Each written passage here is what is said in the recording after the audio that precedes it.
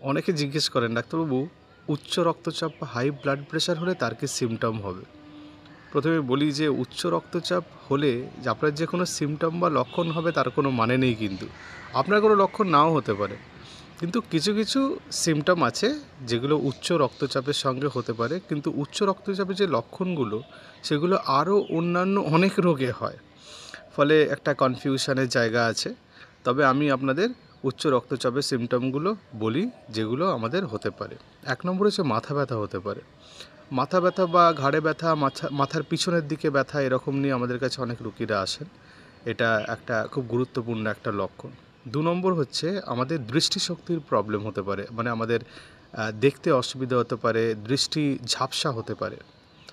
3 নম্বর আমাদের একটা লালচে ভাব হতে পারে মুখে, বিশেষ করে যাদের পলিসাইথেমিয়া বা রক্তের কোনো সমস্যা আছে, যাদের হাই ব্লাড প্রেশার আছে, তাদের একটু হয়, একটু লালচে লালচে দেখতে লাগে, রেডিশ। হঠাৎ করে দেখতে সুন্দর হয়ে গেলেন বা ফর্সা হয়ে গেলেন, তাহলে ব্লাড প্রেশারটা একবার চেক করতে হবে। 4 নম্বর হচ্ছে শ্বাস প্রশ্বাসের একটা অসুবিধা হতে পারে, হাঁটা চলা করছেন একটু হাঁপ ধরছে, এটা একটা সিমটম।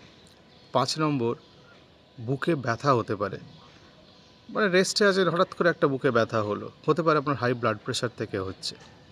6 নম্বর একটা ক্লান্তি ভাব আপনার আসতে পারে। এই ক্লান্তি ভাবটা মনে করুন একটা নর্মালি আপনি যেরকম ছিলেন ঠিক সেরকম না, একটু মাঝে মাঝে একটু ক্লান্ত ক্লান্ত ভাব লাগছে। 7 নম্বর আপনি অজ্ঞান হয়ে যেতে পারেন, মানে মূর্ছা যেতে পারেন আর কি, যেটাকে আমরা সিনকোপ, প্রিসিনকোপ বলি, সেরকমও হতে পারে।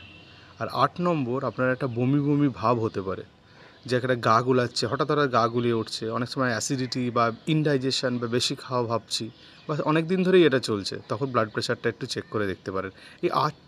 এই যে 8টা সিমটম আমি বললাম, এটা উচ্চ রক্তচাপের সঙ্গে খুব সম্পর্কিত, খুবই জরুরি এই সিমটমগুলো, এগুলো আপনি মনে রাখার চেষ্টা করবেন। কিন্তু এই জিনিসটাও মনে রাখতে হবে যে উচ্চ রক্তচাপ হলেই যে আপনার কোনো সিমটম হবে তার কোনো মানে নেই।